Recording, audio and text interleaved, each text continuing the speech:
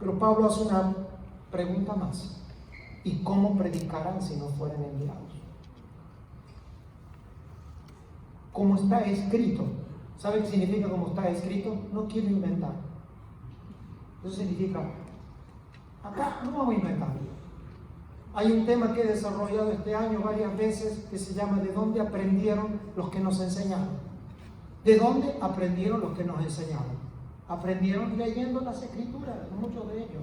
Como está escrito, ¿para qué vamos a inventar? Cuán hermosos son los pies de los que anuncian la paz, de los que anuncian las buenas nuevas. No hay que inventar. ¿Qué va a pasar si el evangelio es predicado y anunciado? Hay que ahora ser anunciado y tienen que ser enviados. Y esa palabra enviado, mire si yo voy a creer que aquí esa palabra es nueva. Solamente la refrescamos. Apostelos, aquellos que han sido enviados, y la palabra estelo acá tiene una connotación, pero han sido enviados, pero tienen una firmeza, que es lo que resuelve Pablo con Timoteo.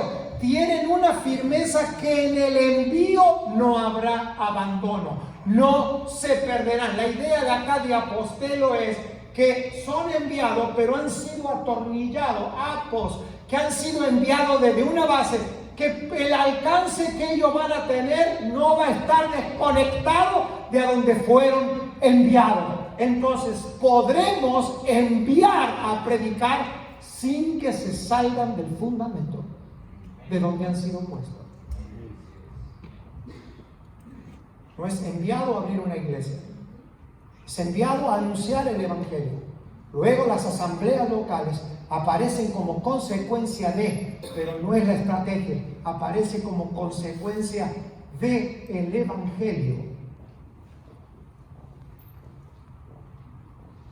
Podríamos decir que muchas de las cosas que hoy no podemos ver con el resultado que queremos, no es para volvernos ni cuestionadores, aquí no estamos anti nada, solamente estamos previendo y estamos en el espíritu, no ser una generación que repite el creer que esto sigue siendo de alguien que predica desde una plataforma, sino que cada uno de nosotros debemos de asumir la responsabilidad de ser perfeccionados en el Señor y en nuestra tarea recuperar la vida del evangelista desde la verdad de Cristo en la presente, en la que Dios nos está hablando. Amados, en este sentido, y solo por amor del Señor, en este sentido, leyendo desde Mateo hasta Apocalipsis, por eso el título se llama Un Evangelio, múltiples expresiones. Un evangelio, esto es clave que usted lo repita, es un evangelio, no es otro, pero tiene múltiples expresiones. En este sentido, uno puede ver, leyendo, lo cual podemos entender, que los apóstoles, incluyendo a nuestro Señor Jesucristo, al evangelio lo dispensaron de manera diferente. Si yo pudiera, de hecho que tengo alguna figura, pero no es el momento porque como hay que hacerlo un poco más amplio, pero solo use su mente fotográfica, no quiero imaginación, mente fotográfica, un diamante con diferentes lados, una figura diamantal con diferentes lados. Usted no dice un 4 diamantes, dice un diamante y diferentes expresiones. Yo encontré por lo menos 18 formas en las que el evangelio se califica en las escrituras. 18. La pregunta es: ¿y qué vamos a hacer con las 18? Solo se las voy a nombrar, y si usted considera que puede ayudar al entendimiento, usted la puede investigar, y si no, está bien. O sea, no es una doctrina, es una manera de encontrar un nuevo equipo de hombres y de mujeres que se perfeccionen en estas expresiones del evangelio. porque si están, al menos debemos de considerarla. Entonces, haz la obra del evangelista. Esto es usted. No es que va a haber 18 predicadores. Mire, 18 formas en que los santos se pueden perfeccionar para que en una casa y en una iglesia, asamblea local, como le llamemos, aparezcan gracias, no inventando. Mire, yo no sé por qué hemos caído en inventar ministerio, teniendo un evangelio que por lo menos tiene 18 expresiones y usted puede encontrar más. Por favor, dígale que está a su lado, no es la doctrina de los 18. Es solo leyendo, por favor. Yo necesito que usted me reciba esto, porque estamos en una generación peligrosa. Juan dijo que hay 18 evangelios. Yo dije eso. Por eso el título es un evangelio. Por lo tanto, aquí hay 18 familias que pudieran llegar a sus casas, y yo no sé cómo usted le llama a su esposa, a su esposo, mi amor, mi querido, mi viejito, mi viejita, mi gordita, no sé. Decirle, hay una propuesta puntual para el 2020. ¿Por qué en medio de este evangelio tan glorioso que Dios nos está dando, no comprometemos a nuestra familia, según el Espíritu de Dios, a especializarnos en que el pastor, los apóstoles, puedan contar como nosotros, no como el evangelista que sueña salir por televisión? ¿Por qué no? La pregunta es, ¿qué vamos a salir a decir? El problema no es la televisión, tampoco es la radio. Si usted me dice, a mí me dan una televisión y una radio, quiero decir, yo la agarro. O sea, los medios. El problema no es la tenaza. La tenaza sirve para sacar clavos, entre otras cosas, pero también mata. El problema no es la herramienta, es quién la usa. Por lo tanto, nos merecemos, ya que estamos en el cierre de un año y en el comienzo de otro, y el tiempo pasa volando, por algo estamos en Houston. Permítame no memorar también. Tenemos que ir rápido. En Mateo 4:23, Mateo relata y dice: la ley y los profetas eran hasta Juan. Desde entonces el reino de Dios es anunciado y todos se esfuerzan por entrar. Mateo 3:2, y diciendo: arrepentíos, porque el reino de los cielos se ha acercado. Y Mateo 4:23, y recorrió Jesús toda Galilea, enseñando en la sinagoga de ellos y predicando.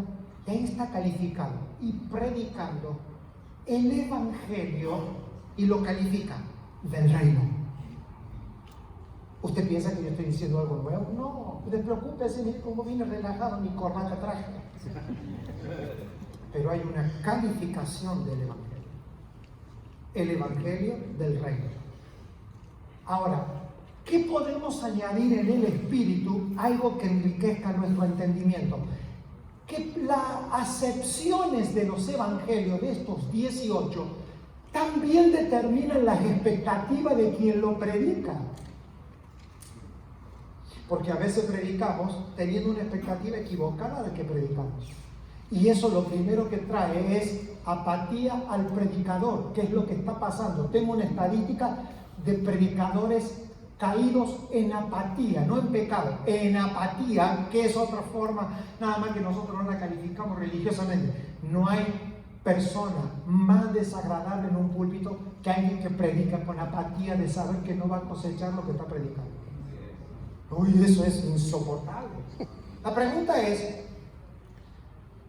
si yo soy Jesús y predico el evangelio del reino, y ni siquiera los 12 que me siguieron están conmigo en la cruz, hay dos cosas: o yo tengo la expectativa equivocada y por eso no soy Jesús, o Jesús estaba claro cuál era la expectativa que esperaba. Parece ser que en el evangelio del reino puedes tener discípulos que te acompañan 3 años y que al final te dejen solo. Y usted nos dice, ¿y por qué? ¿Y por qué? ¿Y por qué? Porque las expectativas están creadas con el entendimiento de lo que predicamos. En este evangelio del reino, a donde Jesús todavía no había ido a la cruz, las expectativas no eran la salvación de las personas.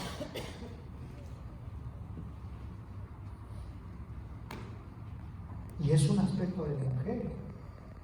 Porque el aspecto del Evangelio que predicaba Jesús era mostrar que Dios gobernaba sobre todo, independientemente de quién creyera o no creyera.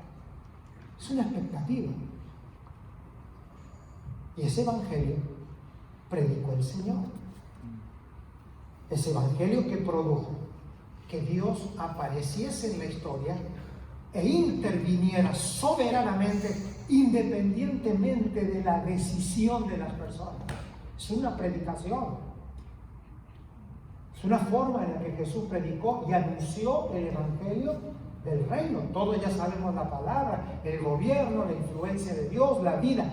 Pero ese fue un Evangelio que predicó Jesús, y eso explicaría por qué Él no llegó deprimido. Porque el Evangelio que predicamos es la expectativa que te vamos a tener. Jesús predicó el Evangelio del reino. Pablo también terminó predicando en Roma el Evangelio del reino, pero al estar con la verdad meridiana posterior a Cristo y a su muerte y a su resurrección, sus expectativas eran diferentes, porque aunque era el reino de Dios, las expectativas estaban cambiadas porque la verdad meridiana había marcado la diferencia. Ahora con Pablo, sí, las personas se salvaban. Antes, sin el Señor, no era la expectativa. Lo que cambiaba no era el Evangelio, era la verdad meridiana que lo hacía antes y después de Cristo. Entonces, no es aplicable a que yo use expresiones, bueno, al Señor también lo abandono. No, porque esa es la apatía en la que caemos. El tema es entender el contexto en el que se dicen las cosas, porque eso cambia absolutamente toda la perspectiva. Jesús anunciaba el Evangelio del reino. No vemos al Señor deprimido. Voy a ir un poquito más